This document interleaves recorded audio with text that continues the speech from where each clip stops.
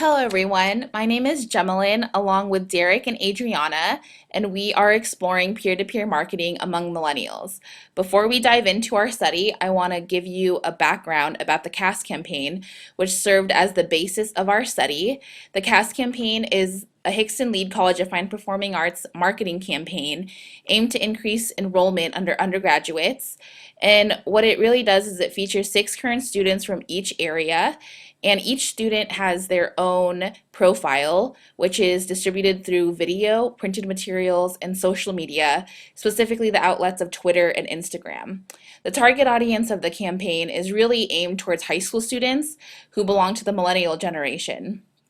So based on this campaign, our goal was really to explore whether or not peer-to-peer campaigns such as this and what its impact is on college decision making. So this really leads into our literature review. First of all, we researched several resources and we found 3 main themes that came across in terms of our study. First, we had peer-to-peer marketing and the idea of peers influencing decisions when utilized in marketing photos. We noticed that there are articles out there that speak to peers influencing peers through photographs, social media, and also the idea of peers belonging to face-to-face communities and also online communities through social media. Secondly, we found several articles discussing millennials and their different characteristics as a generation. First, we noticed that their stress tolerance is very low, but the stress tolerance also affects their impact to be motivated in order to do certain things. So it also talked about how stress really causes millennials to turn to more destructive behavior, which you can read about more in our paper. So the whole idea of stress tolerance and how millennials are motivated really led us to their decision-making process. Their decision-making process is really attributed to different factors, such as their own personal experiences, social influences such as technology, social media, and really the generation as a whole and their urge to maintain the status quo through aesthetic value, such as how they look, how others perceive them, both online and face-to-face.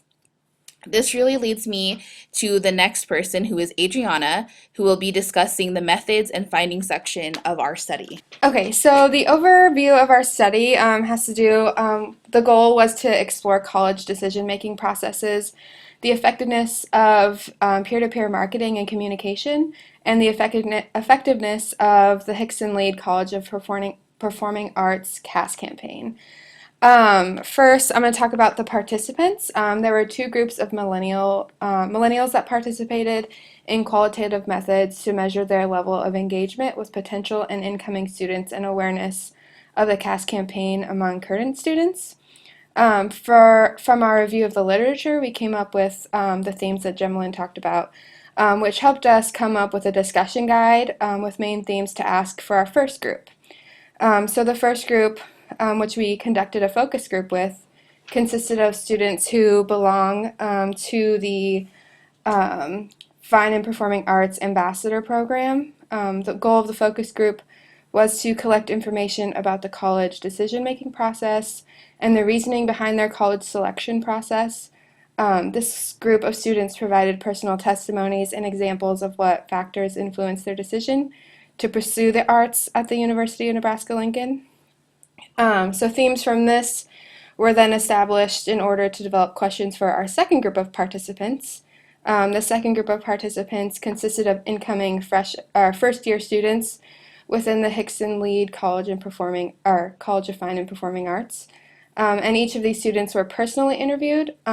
Questions provided in the personal interviews were utilized to measure the level of awareness among incoming students and how much the CAS campaign influenced their decision to attend the university. This group provided a foundation for future research due to their initial exposure to the peer-to-peer campaign. Both populations offered insight into millennial thought processes and how peers influence their decision-making process in college selection. So from our qualitative data collection, including the focus group and personal interviews, 4 themes arose as a result.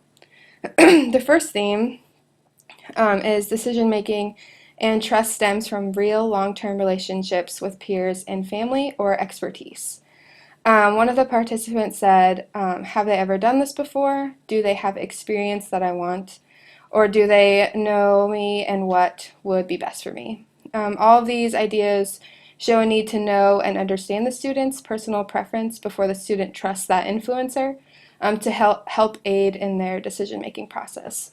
So the second theme was that college decisions are based on different factors such as quality of education, location, financial factors, and the university culture. All of the participants agreed that many factors went into making their decision to choose a college. They agreed with one statement in the end. It's that it's what feels right that made their college decision clear. The third concept we came up with was the concept of peer-to-peer marketing. That is, it's different from a student to mentor campaign. One student said peers are who they are surrounded by. Many of the comments seem to stem from this idea. In regard to their views and beliefs on peers, many participants voiced that they believe that peers are the people they surround themselves by on a daily basis, have the same life experiences, are in the same stage of life, or know them as a friend or acquaintance. In other words, depending on one's situation, peers can transcend generations. On the other hand, they saw ideas like the CAS campaign as more of a student to mentor relationship. And then our fourth theme was while the CAS campaign executed appropriate messages through video, printed materials, and social media, more two-way communication needed to be integrated. Um, One participant said, it was cool to see students currently enrolled in UNL. The videos I saw show the variety and broad scope of what was offered at UNL. It helps establish a connection to the college. So from this, we saw that the CAS was viewed as more of mentors rather than peers. And then suggestions were made also by participants who had insights on what could make the CAS campaign better. Um, One thing that was mentioned and agreed upon more than once was that the CAS campaign should be promoted more within the Hickson Lead College of Fine and Performing Arts more.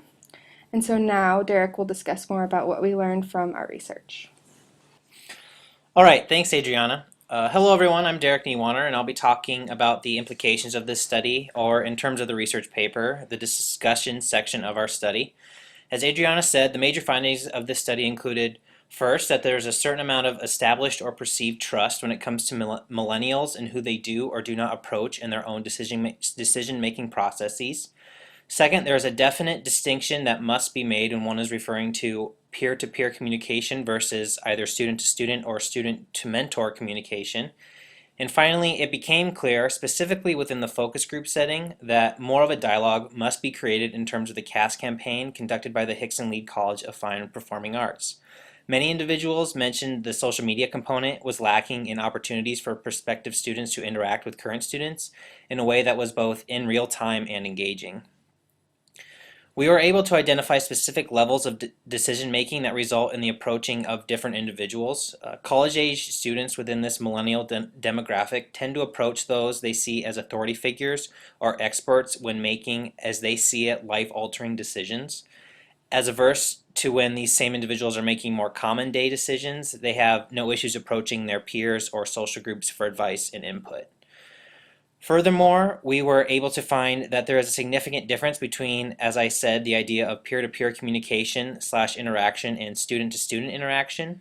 Both peer-to-peer and student-to-student social groups provide differing viewpoints and, again, levels of trust that college-age individuals evaluate each and every time they are communicating with each of these respective groups. Throughout this qualitative study, a few key insights were gained that we felt represented kind of the best practices, particularly in the context of creating effective messaging for the college-age millennial demographic. First, effective messaging must establish trust with the millennial demographic. Second, message creators must identify the importance of the decision they are asking college-aged individuals to make, as the decision importance has a direct effect on which group these individuals will approach for advice.